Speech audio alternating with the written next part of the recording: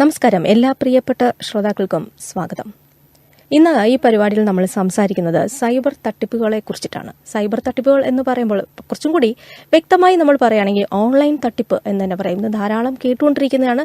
ഒരുപാട് വിദ്യാസമ്പന്നരായിട്ടുള്ള ആളുകൾ ഇതിൽ തട്ടിപ്പിൽ പെട്ടുപോകുന്നു, ഒരുപാട് പണം നഷ്ടമാകുന്നു. ഈ വാർത്തകൾ നമ്മൾ കേൾക്കുന്നുണ്ട്. അധികൃതരുടെ ഭാഗത്തുനിന്ന് ഒരുപാട് മെസ്സേജുകൾ അല്ലെങ്കിൽ സന്ദേശങ്ങൾ, അറിയിപ്പുകൾ നമ്മൾ ജാഗ്രത പുലർത്തണം എന്നൊക്കെ പറഞ്ഞെങ്കിൽ പോലും നമ്മളെല്ലാം ഇതിൽ പെട്ടുപോകുന്നു, ഭൂരിഭാഗം ആളുകൾ എന്ന് പറയാം. അപ്പോൾ ഇന്ന് ഈ ഒരു ഓൺലൈൻ തട്ടിപ്പിനെ കുറിച്ചിട്ട് കൂടുതൽ കാര്യങ്ങൾ നമുക്ക് അറിയാൻ വേണ്ടി അല്ലെങ്കിൽ നമുക്ക് പറഞ്ഞു തരാൻ വേണ്ടി നമ്മളോടൊപ്പം ഉള്ളത് കൊല്ലം സിറ്റി പോലീസ് കമ്മീഷണർ നമ്മളെ പ്രിയപ്പെട്ട madam Chaitra Teresa John IPS മാഡമാണ് ഒപ്പം ഉള്ളത്. സ്വാഗതം മാം. Thank you ma'am. ഇപ്പോൾ ഞാൻ പറഞ്ഞ പോലെ ഓൺലൈൻ തട്ടിപ്പ്, ഈ ഒരു സൈബർ കുറ്റകൃത്യങ്ങളും ഒക്കെ ഇന്ന് വർദ്ധിച്ചു വരുന്ന ഒരു സമയമാണ്. ഈ സൈബർ തട്ടിപ്പും സൈബർ കുറ്റകൃത്യവും, അപ്പൊ ഇതിനെ കുറിച്ചിട്ട് മാഡത്തിൻ്റെതായ ഒരു വിശദീകരണം എന്താണ്? ഓക്കെ, ഇപ്പം നേരത്തെ പറഞ്ഞതുപോലെ തന്നെ സൈബർ തട്ടിപ്പുകൾ വർദ്ധിച്ചു വരികയാണ്. പല രീതിയിലുള്ള തട്ടിപ്പുകളാണ് നമ്മൾ കാണുന്നത്. ഒന്ന് ഓഫ് കോഴ്സ് ഫിനാൻഷ്യൽ ഫ്രോഡാണ്, നമ്മൾ എന്തെങ്കിലും രീതിയിൽ പറ്റിച്ച് നമ്മുടെ പൈസ തട്ടിയെടുക്കുക എന്നുള്ളത്.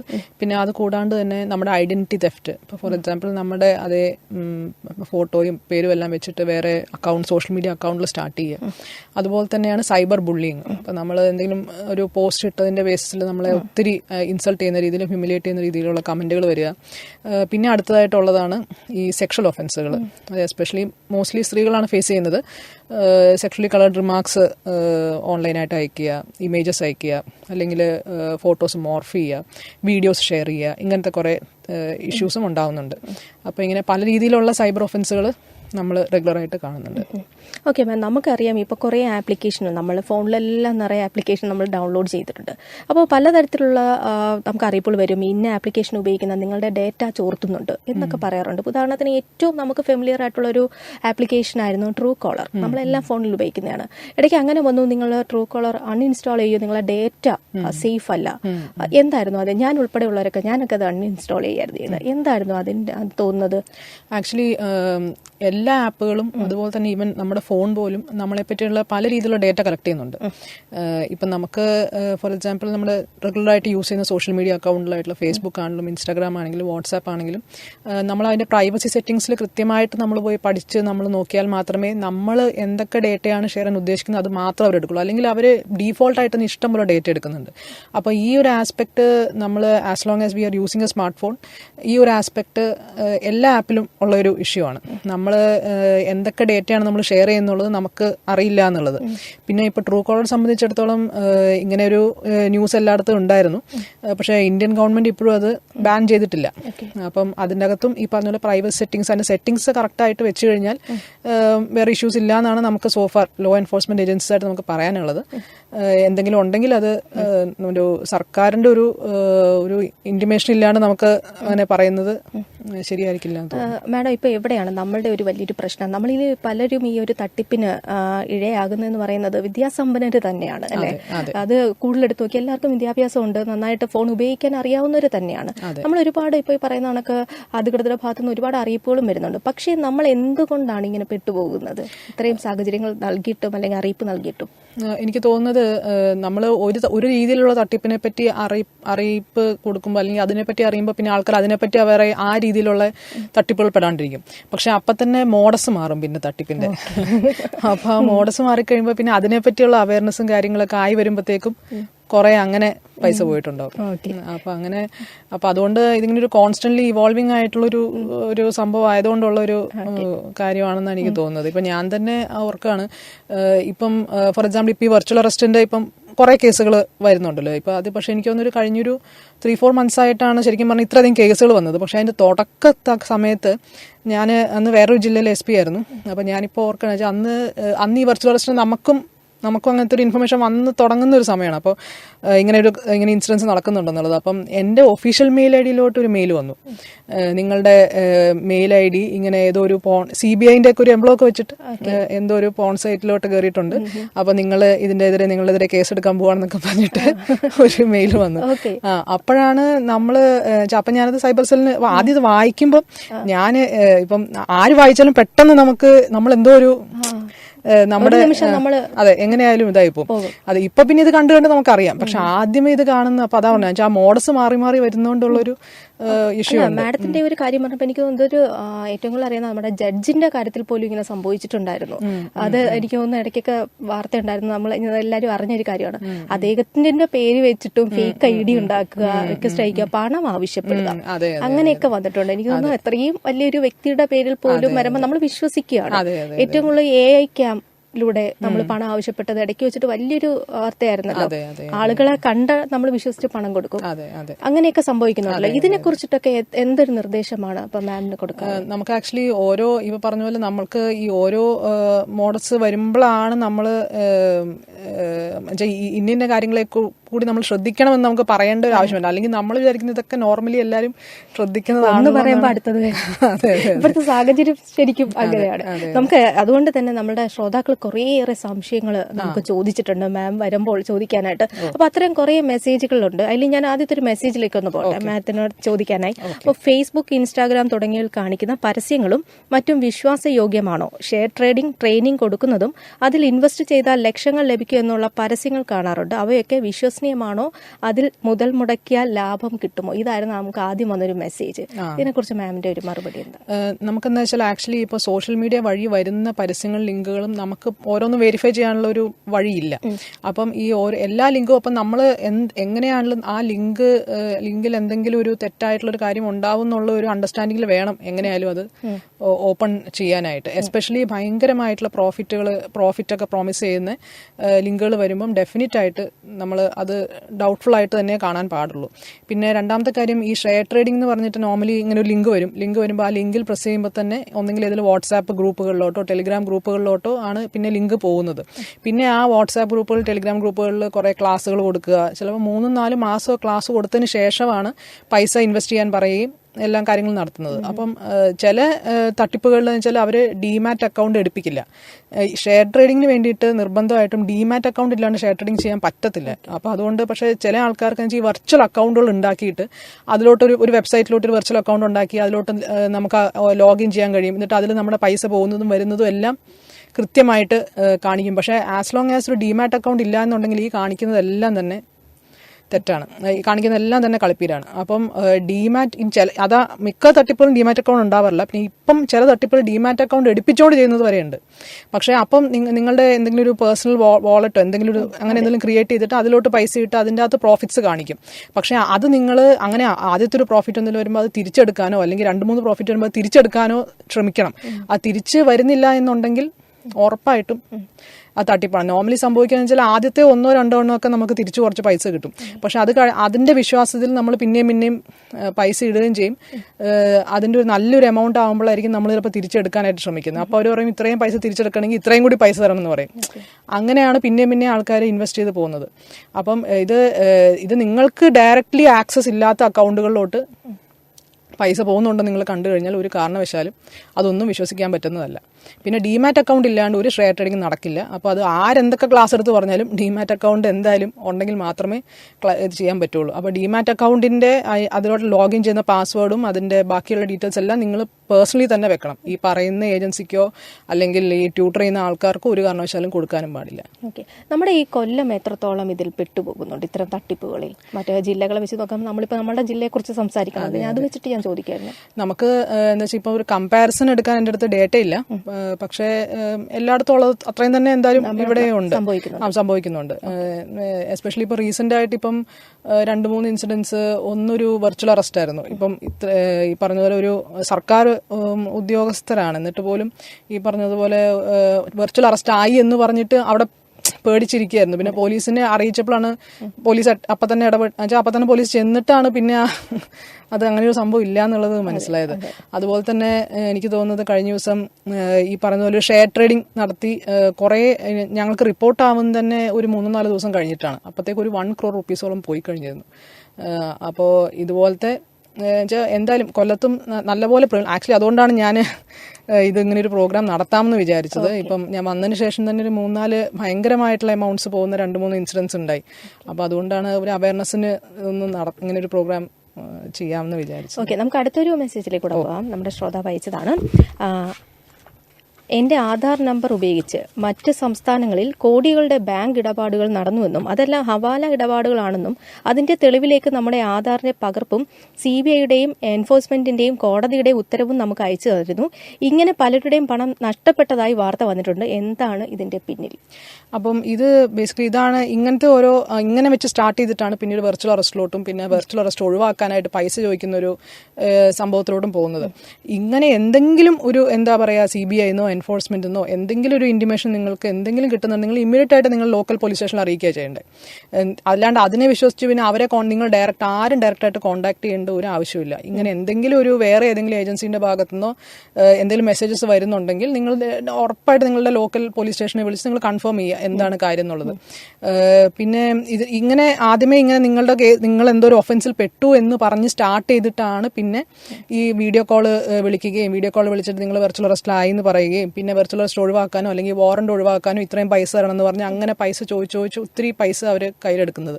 അപ്പം ഒരു ലോ എൻഫോഴ്സ്മെന്റ് ഏജൻസിയിലും ഇന്ത്യയിൽ വീഡിയോ കോൾ വഴി വെർച്വൽ അറസ്റ്റ് നടത്തില്ല. അങ്ങനെ എന്തെങ്കിലും ആരുടെങ്കിലും മുന്നിൽപ്പെട്ട് അത് ഡെഫിനറ്റ് ആയിട്ടും അത് മറ്റേ ഫ്രോഡാണ്. അപ്പോൾ അതുകൊണ്ട് അങ്ങനത്തെ ഒരു സാധനത്തിൽ നിങ്ങൾ വിശ്വസിക്കരുത്. പിന്നെ എന്തെങ്കിലും സംശയം ഉണ്ടെങ്കിൽ എന്തെങ്കിലും മെസ്സേജ് വന്നു കഴിഞ്ഞാൽ ഇമീഡിയറ്റ്ലി നിങ്ങളുടെ ലോക്കൽ പോലീസ് സ്റ്റേഷനെ ഇന്റിമേറ്റ് ചെയ്യുക. നിങ്ങൾക്ക് എന്തെങ്കിലും ഡൗട്ടിലുണ്ടെങ്കിൽ അവരത് ക്ലിയർ ചെയ്ത് തരും. ഓക്കെ മാഡം, ഞാനിപ്പോൾ ചോദിക്കാം, നമ്മൾ ആർക്കെങ്കിലും ഇങ്ങനെ ഒരു പ്രശ്നം വന്നാൽ ഇപ്പോൾ അത് പോലീസിലേക്ക് റിപ്പോർട്ട് ചെയ്യാൻ മടിക്കുന്നതായി തോന്നിയിട്ടുണ്ട് എപ്പോഴെങ്കിലും മാഡത്തിന്റെ അനുഭവത്തിൽ? അത് ചിലപ്പം എന്താ പറയാ ഇത് എങ്ങനെ ഇത് റിപ്പോർട്ട് ചെയ്യും എന്ന് വിചാരിച്ചിട്ടായിരിക്കാം. അല്ലെങ്കിൽ ഇതുകൊണ്ട് ഇതിൻ്റെ അകത്ത് എങ്ങനെയാണ് ഇപ്പം ചില സമയത്ത് ലോക്കൽ പോലീസ് സ്റ്റേഷനിൽ ചിലപ്പോൾ വിളിച്ചിട്ട് ചിലപ്പം എൻഗേജ്ഡ് ആണെങ്കിലോ അല്ലെങ്കിൽ ആ സമയത്തല്ല പിന്നെ വിളിക്കുന്നൊക്കെ പറഞ്ഞിട്ടുണ്ടെങ്കിലോ ഒക്കെ ആയിരിക്കാം. പക്ഷേ ഇതിനൊരു ടോൾ ഫ്രീ നമ്പറുണ്ട് 1930 എന്ന് പറഞ്ഞിട്ട്. അപ്പോൾ എന്ത് രീതിയിലുള്ള സൈബർ ഫ്രോഡ് ആണെങ്കിലും ഈ 1930 എന്ന് പറഞ്ഞ ടോൾ ഫ്രീ നമ്പർ അത് 24/7 വർക്കിംഗ് ആണ്. ആ നമ്പറിലോട്ട് വിളിച്ചു കഴിഞ്ഞാൽ അവരതിനകത്ത് എന്തൊക്കെയാണ് നിങ്ങൾ ചെയ്യേണ്ടതെന്നുള്ളത് കൃത്യമായിട്ട് പറഞ്ഞു തരും. നിങ്ങൾക്ക് എന്തെങ്കിലും സംശയങ്ങളുണ്ടെങ്കിൽ അതെല്ലാം ദൂരീകരിക്കും. അപ്പോൾ ഈ 1930 എന്ന് പറഞ്ഞ നമ്പർ വളരെ ഇമ്പോർട്ടന്റ് ആണ്. അത് എല്ലാവരും എപ്പോഴും ഓർത്തിരിക്കേണ്ടതാണ്. എന്തെങ്കിലും സംശയങ്ങളോ എന്തെങ്കിലും ഉണ്ടെങ്കിൽ അല്ലെങ്കിൽ നിങ്ങൾ എന്തെങ്കിലും ഫ്രോഡിൽ പെടുവാണെങ്കിൽ കൂടി അല്ലെങ്കിൽ എന്തെങ്കിലും ഡൗട്ടുകൾ ഉണ്ടെങ്കിൽ കൂടി 1930 വിളിച്ച് നിങ്ങൾക്ക് എന്ത് ഡൗട്ടുകളാണെങ്കിലും ഈ സൈബർ ഫ്രോഡിനെ പറ്റിയുള്ള എന്തെങ്കിലും നിങ്ങൾക്ക് സംശയങ്ങൾ ഉണ്ടെങ്കിൽ നിങ്ങൾക്ക് ഈ 1930 നമ്പറിൽ ബന്ധപ്പെടാം. ഒന്നെങ്കിൽ അവരപ്പം സംശയം ദൂരീകരിച്ച് തരും, അല്ലെങ്കിൽ എങ്ങോട്ട് വിളിക്കണം എന്നുള്ളത് അവർ പറഞ്ഞു തരും. അപ്പം ഈ 1930 എന്ന് പറഞ്ഞ നമ്പർ എല്ലാവരും ഓർത്തിരിക്കേണ്ടതാണ്. അത് നിങ്ങൾക്ക് ലോക്കൽ സ്റ്റേഷനിലോ അല്ലെങ്കിൽ വേറെ ആരെങ്കിലും നിങ്ങൾക്ക് അറിയുന്ന പോലീസ് ഉദ്യോഗസ്ഥരെ വിളിച്ചിട്ട് കിട്ടിയില്ല എന്നുണ്ടെങ്കിലോ അല്ലെങ്കിലും ഈ 1930 നമ്പറുമായിട്ട് ഡെഫിനറ്റ് ആയിട്ട് ബന്ധപ്പെടാം. അപ്പൊ നമ്മൾ ഓർത്ത് വെക്കേണ്ട ഒരു നമ്പറാണ് 1930 1930 എന്ന ഈ നമ്പർ എപ്പോഴും നമ്മുടെ മനസ്സിൽ ഉണ്ടായിരിക്കണം. ഓക്കെ, ഞാൻ അടുത്തൊരു മെസ്സേജിൽ കൂടെ പോവാണ് മാം. നമ്മുടെ സിം ഉടൻ കട്ടാകുമെന്ന് പറഞ്ഞ് ട്രായിൽ നിന്നും വിളിക്കാറുണ്ട്. നമ്മുടെ നമ്പർ അവർക്ക് എങ്ങനെ ലഭിക്കുന്നു? ഇത് ആക്ച്വലി ഒരാളുടെ പ്രത്യേക നമ്പർ എടുത്തിട്ടല്ല അവർ വിളിക്കുന്നത്. അവർക്ക് ഒരു റാൻഡം ആയിട്ട് അവർ ആൾക്കാർ വിളിക്കുകയാണ് ആരാണ് ഇതിനകത്ത് പെടുക എന്നുള്ളത് അറിയാനായിട്ട്. അപ്പം അത് ഇപ്പം നിങ്ങളുടെ സ്വന്തം നമ്പർ അങ്ങനെ അറിഞ്ഞിട്ടല്ല വിളിക്കുന്നത്. അപ്പം ആ രീതിയിലുള്ള ഒരു ആക്സസ് അല്ല അവർക്കുള്ളത്. പിന്നെ ഈ വിളിക്കുമ്പോൾ ആരെങ്ങനെ റെസ്പോണ്ട് ചെയ്യുന്ന അനുസരിച്ചിട്ടാണ് പിന്നെ ഫർദർ ആയിട്ട് അവർ ആക്ട് ചെയ്യുക. ഓക്കെ, അടുത്ത ഒരു മെസ്സേജിലേക്ക് പോവാണ്. ഹസ്ബൻഡ് ഗൾഫിൽ നിന്നും കൂട്ടുകാരൻ വഴി അയച്ച പൈസ എന്റെ അക്കൗണ്ടിൽ വന്നിരുന്നു. എന്നാൽ അത് എടുക്കാൻ കഴിയുന്നില്ല. ബാങ്കിൽ അന്വേഷിച്ചപ്പോൾ പോലീസിന്റെ പരാതിയിൽ അക്കൗണ്ട് ഫ്രീസ് ആണെന്ന് പറയുന്നു.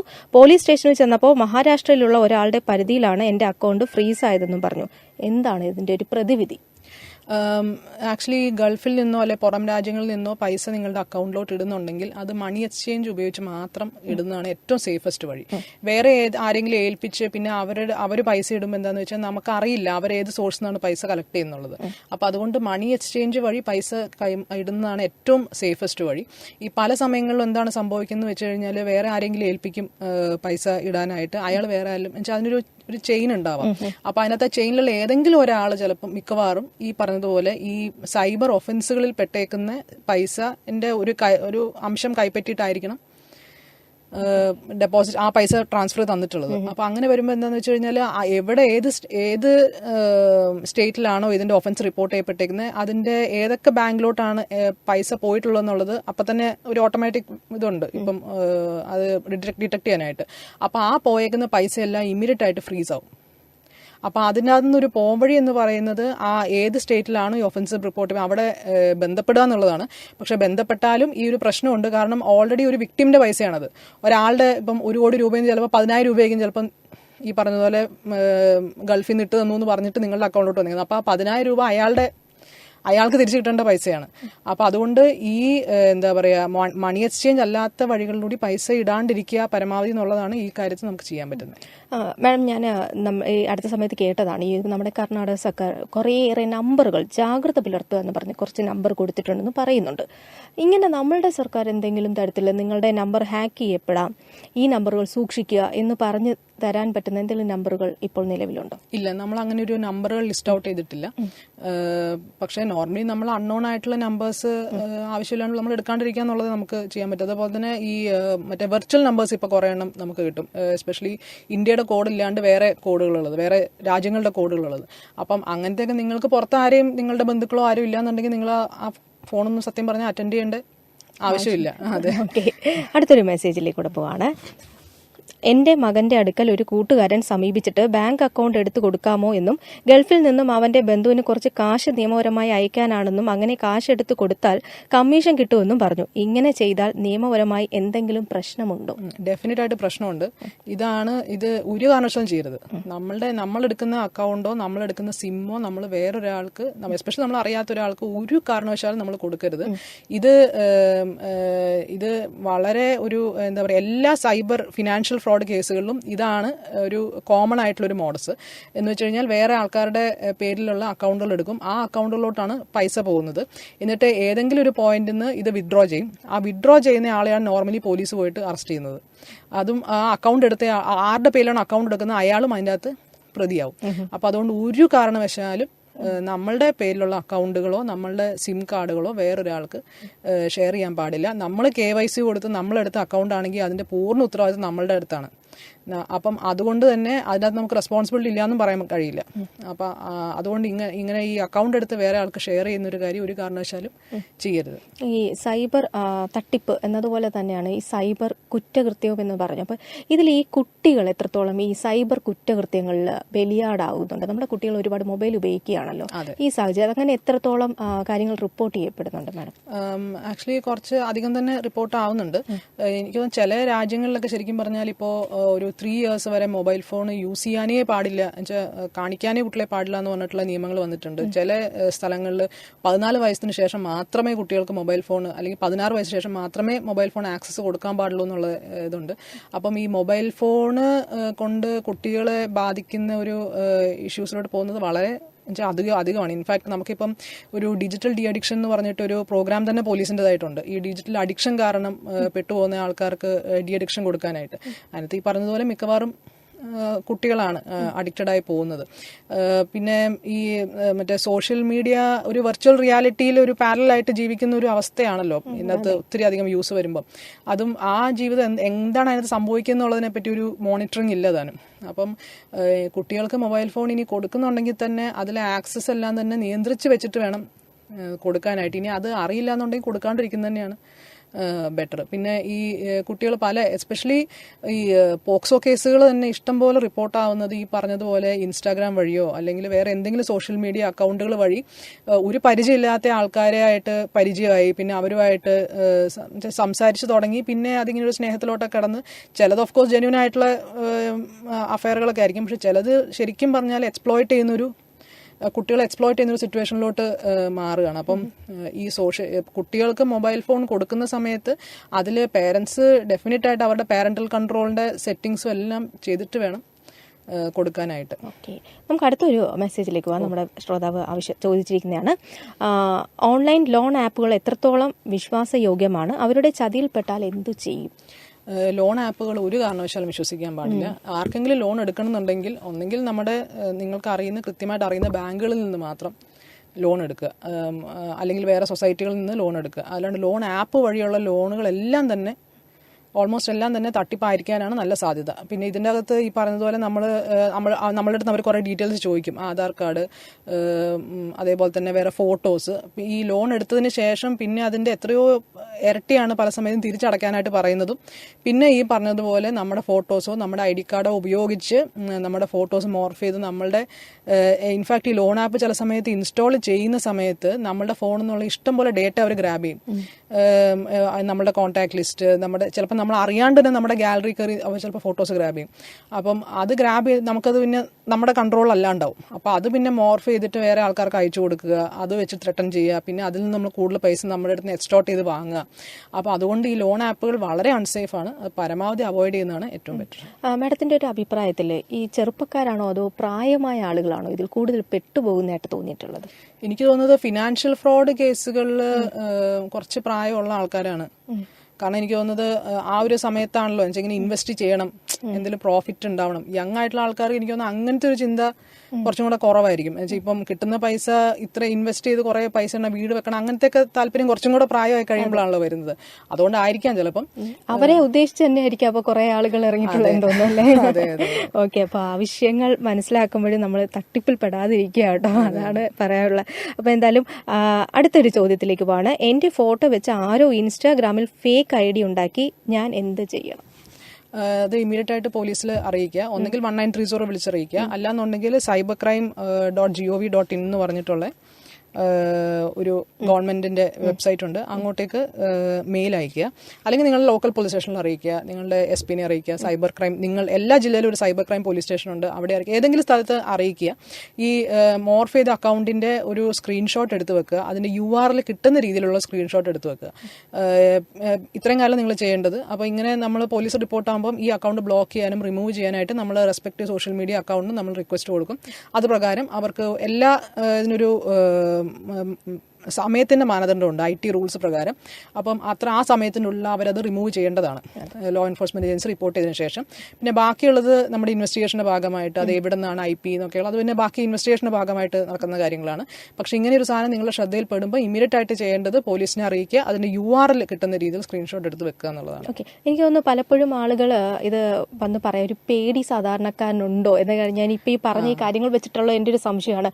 ചിലപ്പോൾ ഒരു പക്ഷേ അയ്യോ ഇതെങ്ങനെ വന്ന് പറയും, ഇത് ഞാൻ സാധാരണക്കാരനായതുകൊണ്ട് ഉടനടിയൊന്നും പ്രത്യേകിച്ച് നടപടിയൊന്നും ഉണ്ടാവില്ല, ഇങ്ങനെയുള്ള സംശയങ്ങളും നമ്മളെ ജനങ്ങൾക്കിടയിൽ ഉണ്ടാകാം. അതൊന്നും മാറാൻ വേണ്ടി മാഡത്തിന് എന്താ പറയാ? അത് ഇതിനെപ്പറ്റി പരാതി അറിയിക്കാനായിട്ട് ഒരു കാരണവശാലും മടിക്കേണ്ട കാര്യമില്ല. ഇപ്പൊ എന്റെ പേരിൽ തന്നെ 3 അക്കൗണ്ടിൽ വേറെ ഉണ്ടായിട്ടുണ്ടായിരുന്നു കഴിഞ്ഞൊരു കൊല്ലത്തിന്റെ ഉള്ളിൽ. അപ്പം അതുകൊണ്ട് ഇത് വളരെ സാധാരണയായിട്ട് സംഭവിക്കുന്ന കാര്യമാണ്. അപ്പം അത് സംഭവിച്ചു കഴിയുമ്പോൾ ഇമീഡിയറ്റ് ആയിട്ട് പോലീസിൽ റിപ്പോർട്ട് ചെയ്യാന്നുള്ളതാണ് ചെയ്യേണ്ട കാര്യം. പിന്നെ പോലീസ് പരമാവധി ചെയ്യേണ്ട കാര്യങ്ങൾ സ്പീഡിൽ തന്നെ ചെയ്യും. പിന്നെ നമുക്കൊരു ചെറിയൊരു ഇഷ്യൂ ഉള്ളതെന്ന് വെച്ചാൽ ഈ സോഷ്യൽ മീഡിയ കമ്പനീസ് എല്ലാം തന്നെ ഇന്ത്യൻ ബേസ്ഡ് കമ്പനീസ് വളരെ കുറവാണല്ലോ. അപ്പോൾ അതുകൊണ്ട് അവരുടെ അടുത്ത് നിന്ന് കിട്ടുന്ന റെസ്പോൺസ് ചെറിയൊരു ഡിലേ ഉണ്ട്. പക്ഷേ പോലീസിന്റെ ഭാഗത്ത് നിന്ന് ചെയ്യേണ്ടതൊക്കെ ഇമീഡിയറ്റ് ആയിട്ട് തന്നെ എല്ലാം തന്നെ ചെയ്തു പോകും. ഓക്കെ, അടുത്തൊരു മെസ്സേജിലേക്ക്. പരിചയമില്ലാത്ത ഒരു ഇൻസ്റ്റാഗ്രാം അക്കൗണ്ടിൽ നിന്നും എനിക്ക് അനാവശ്യ മെസ്സേജും മോർഫ് ചെയ്ത ഫോട്ടോയും വരുന്നു, ഞാൻ എന്ത് ചെയ്യണം?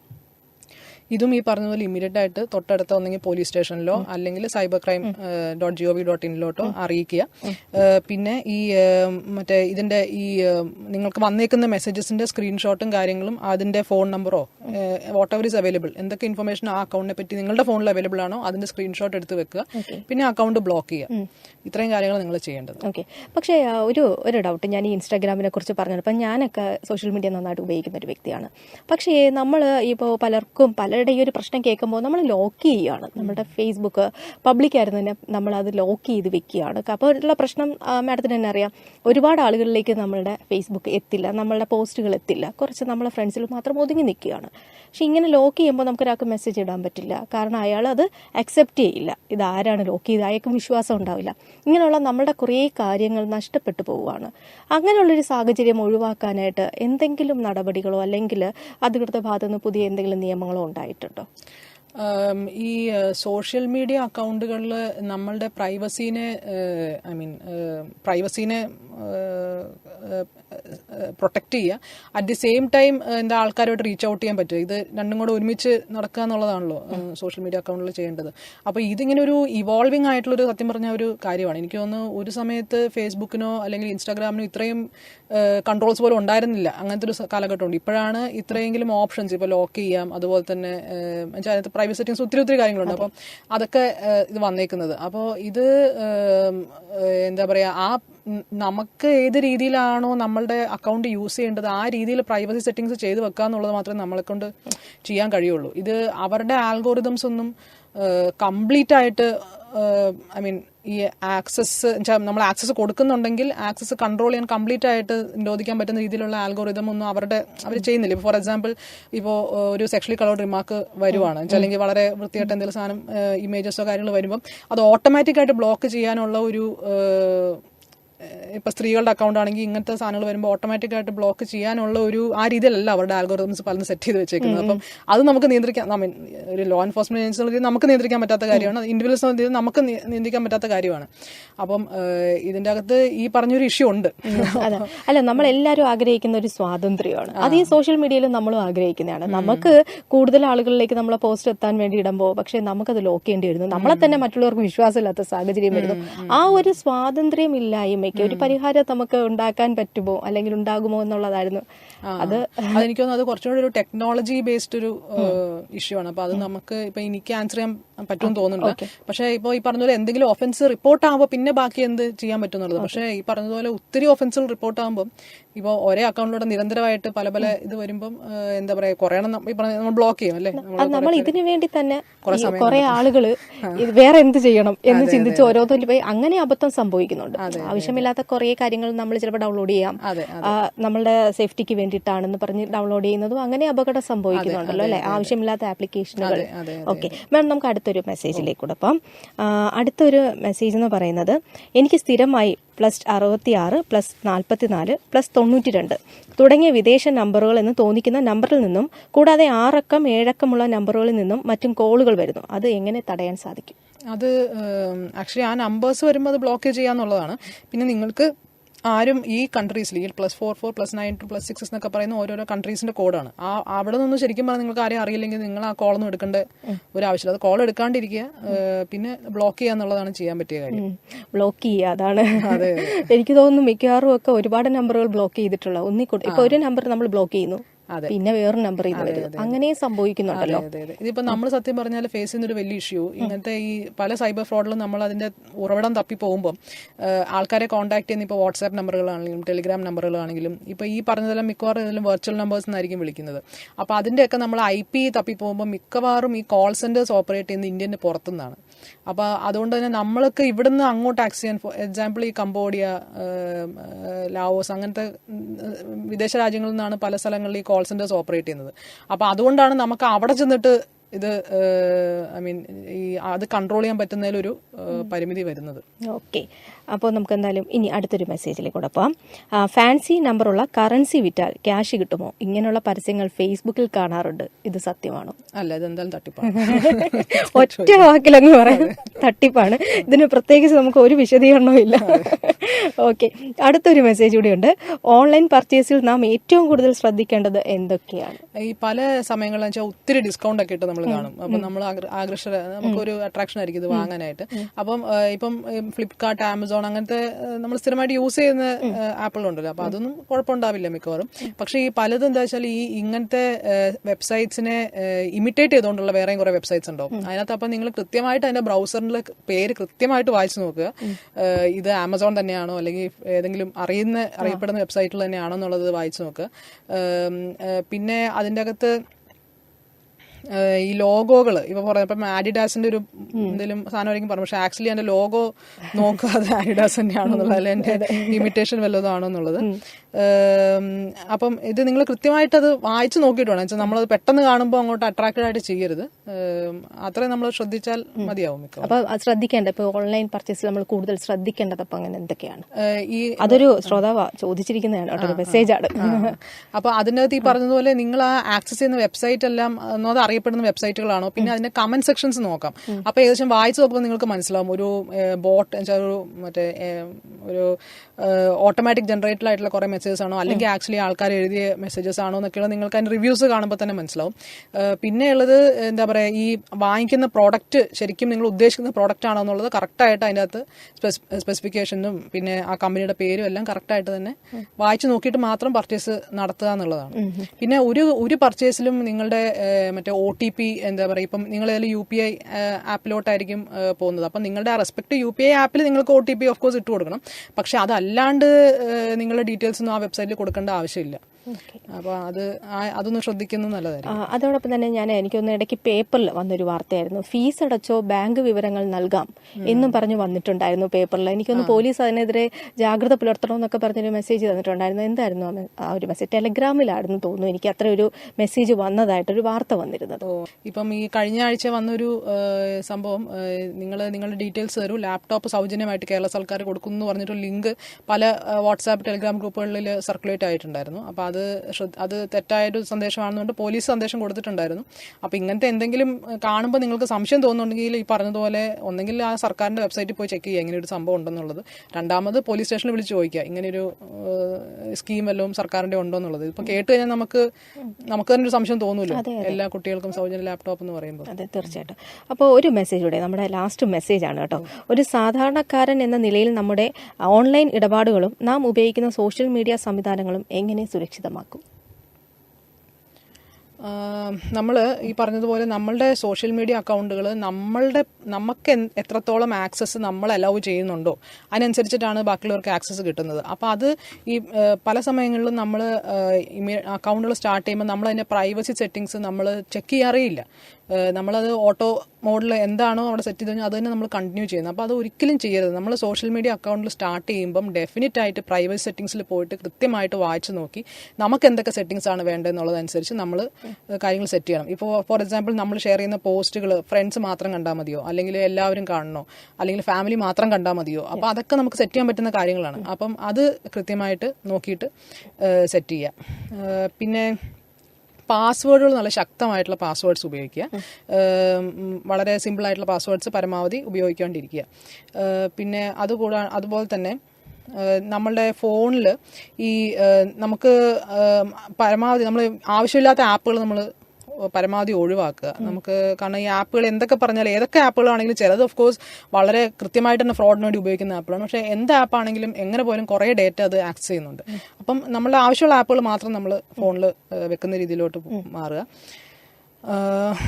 പിന്നെ അടുത്തൊരു കാര്യം, ഈ റിമോട്ട് ഡെസ്ക്ടോപ്പ് ആപ്സ് ചിലതുണ്ട്. എന്ന് വെച്ചാൽ ഇപ്പം ഫോർ എക്സാമ്പിൾ നമ്മൾ ആ ആപ്പ് നമ്മുടെ ഫോണിൽ ഇൻസ്റ്റാൾഡ് ആണെങ്കിൽ നമ്മളുടെ ഫോണിന്റെ സ്ക്രീനിൽ എന്താണോ അത് ആ ആപ്പിൽ കൺട്രോൾ ചെയ്യുന്ന ആർക്ക് കാണാൻ പറ്റും. അപ്പം നിങ്ങളിപ്പം ഒരു ബാങ്കിന്റെ എന്താ പറയുക എന്തെങ്കിലും ഫിനാൻഷ്യൽ ട്രാൻസാക്ഷൻ നടത്തുന്ന സമയത്ത് നിങ്ങളുടെ OTP കാലം നിങ്ങൾ ഫോണിൽ അടിക്കുമ്പോൾ അതെല്ലാം മറ്റൊരാൾക്ക് ചെല്ലും. അപ്പം അങ്ങനത്തെ ആപ്പുകളൊന്നും ഒരു കാരണവശാലും ഡൗൺലോഡ് ചെയ്ത് വെക്കാണ്ടിരിക്കുക. പിന്നെ ഈ അറിയാത്ത നമ്പറുകളിൽ നിന്ന് വരുന്ന ഓഡിയോ കോൾസ് ആണെങ്കിലും വീഡിയോ കോൾസ് ആണെങ്കിലും പരമാവധി അത് ഒഴിവാക്കുക. പിന്നെ അടുത്തൊരു കാര്യം, നമ്മുടെ ഈ മൊബൈൽ ഫോണിൽ വരുന്ന OTP അത് നമ്മൾ മാത്രം അറിയേണ്ട സംഭവമാണ്.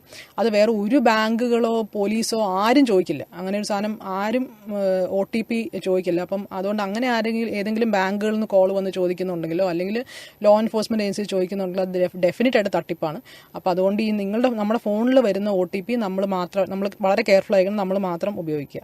പിന്നെ എനിക്ക് തോന്നുന്നത് പോലീസിന്റെ വെബ്സൈറ്റുകളിൽ തന്നെ, കൊല്ലം സിറ്റി പോലീസിന് മാത്രമല്ല മിക്കവാറും എല്ലാ ജില്ലാ പോലീസിന്റെ വെബ്സൈറ്റുകളിലും അതുപോലെ തന്നെ പോലീസിന്റെ ഹെഡ് ക്വാർട്ടറിലുള്ള സോഷ്യൽ മീഡിയ സെന്റർ ഉണ്ട്. അപ്പം അവരുടെ ആണെങ്കിലും വെബ്സൈറ്റുകളിൽ എന്തൊക്കെ തരത്തിലുള്ള സൈബർ ഫ്രോഡുകൾ നടക്കുന്നുണ്ട് ഇതിനെപ്പറ്റിയൊക്കെ എല്ലാ ജില്ലകളിലും കുറേ റീൽസ് എടുക്കുകയും വീഡിയോ എടുക്കുകയും ഇതെല്ലാം അവരവരുടെ വെബ്സൈറ്റിൽ പബ്ലിഷ് ചെയ്തിട്ടുണ്ട്. അപ്പം നിങ്ങൾക്ക് ജസ്റ്റ് അതൊന്ന് പോയി നോക്കിക്കഴിഞ്ഞാൽ തന്നെ നിങ്ങൾക്ക് എല്ലാവർക്കും ഒരു അവയർനെസ് കിട്ടുന്ന ഒരു കാര്യമായിരിക്കും. അതും വളരെ എന്റർടൈനിങ് ആയിട്ടാണ് ആ ഓരോ റീലും ചെയ്തിട്ടുള്ളത് പല ജില്ലകളും. അപ്പം അതുകൊണ്ട് അതൊക്കെ കാണുന്നുണ്ടെങ്കിൽ നമുക്ക് കുറച്ചുകൂടെ നമുക്ക് അവയർനെസ് കിട്ടുകയും ചെയ്യും, എന്തൊക്കെ കാര്യങ്ങൾ അവോയ്ഡ് ചെയ്യണം നമുക്ക് കൃത്യമായിട്ട് മനസ്സിലാവുകയും ചെയ്യും. ശരിക്കും നമ്മളെല്ലാം ഇപ്പോൾ റീൽസിന് പറയലാണ്, അല്ലെ? റീൽസിനാണ് നമ്മൾ സമയം കണ്ടെത്തുന്നത്, പക്ഷേ പെട്ടുപോകുകയും ചെയ്യുകയാണ്.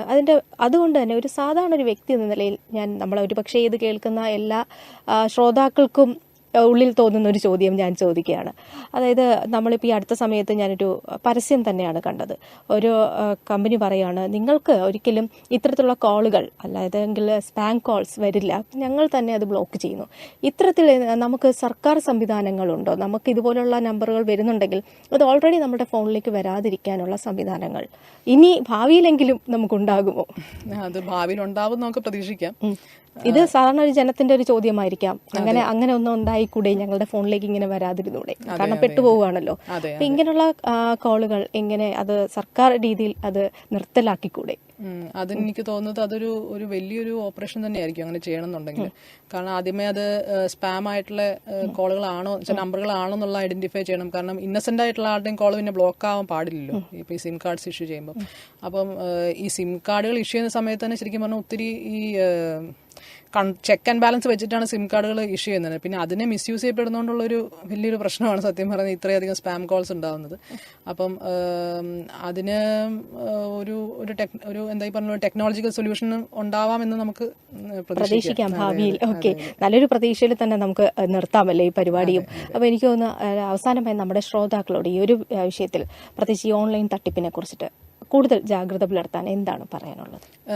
ഈ പറഞ്ഞതുപോലെ എന്തെങ്കിലും സംശയങ്ങളോ എന്തെങ്കിലും നിങ്ങൾ അല്ലെങ്കിൽ തട്ടിൽ പെടുവോ എന്ത് സംഭവിച്ചാലും ഈ 1930 നമ്പർ എല്ലാവരും ഓർത്ത് വെക്കുക. ഡെഫിനറ്റ് ആയിട്ട് ആ നമ്പറുമായിട്ട് കോൺടാക്ട് ചെയ്യുക. പിന്നെ നിങ്ങൾക്ക് ഇനി ഫോൺ വഴി കോൺടാക്ട് ചെയ്യാനുള്ള എന്തെങ്കിലും ബുദ്ധിമുട്ടുണ്ടെങ്കിൽ cybercrime.gov.in എന്ന് പറഞ്ഞ പോർട്ടലുണ്ട്. അപ്പോൾ പോർട്ടലിൽ രജിസ്റ്റർ ചെയ്യുക. അതുപോലെ തന്നെ വേറെ അല്ലെങ്കിൽ നിങ്ങൾ ലോക്കൽ പോലീസ് സ്റ്റേഷനോ നിങ്ങളുടെ അറിയുന്ന പോലീസ് ഉദ്യോഗസ്ഥരോ ആരെങ്കിലും നിങ്ങൾ ബന്ധപ്പെടുക.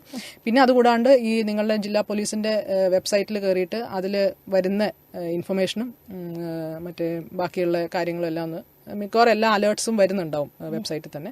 അപ്പോൾ അതൊന്ന് ശ്രദ്ധിക്കുക. ഓക്കെ മാം, വളരെ വിലപ്പെട്ട കുറേ നിർദ്ദേശങ്ങളാണ് പ്രത്യേകിച്ച് നമ്മുടെ ശ്രോതാക്കൾ നൽകിയിട്ടുള്ള ആ ഒരു മെസ്സേജിനൊക്കെ മറുപടി നൽകിയതിന് കമ്മ്യൂണിറ്റി റേഡിയോ ബെൻസിന്റെ നന്ദി അറിയിക്കുകയാണ്. ഇത്രയും സമയം ഞങ്ങൾക്ക് വേണ്ടി ചെലവഴിച്ചില്ല. അപ്പോൾ ഇന്ന് ഈ ഒരു സൈബർ തട്ടിപ്പ്, അതായത് ഓൺലൈൻ തട്ടിപ്പിനെ കുറിച്ച് നമ്മളുടെ സംശയങ്ങൾക്ക് മറുപടി നൽകിയത് Kollam city police commissioner Chaitra Teresa John IPS ആയിരുന്നു. മാമിന് കമ്മ്യൂണിറ്റി റേഡിയോ ബെൻസിന്റെ നന്ദി. Thank you. അപ്പം ഞങ്ങൾക്ക് ആക്ച്വലി എങ്ങനെ അവയർനെസ് ക്രിയേറ്റ് ചെയ്യാം എന്നുള്ളതാണ്. അപ്പോൾ അതിനൊരു ഇത്രയും വലിയൊരു ഓപ്പർച്യൂണിറ്റി തന്നതിന് ഞങ്ങൾ അങ്ങോട്ട് താങ്ക്സ് അറിയിക്കുകയാണ്. ഇത് പരമാവധി ആൾക്കാർക്ക് യൂസ്ഫുൾ ആയിരിക്കും എന്ന് പ്രതീക്ഷിക്കുന്നു. Thank you.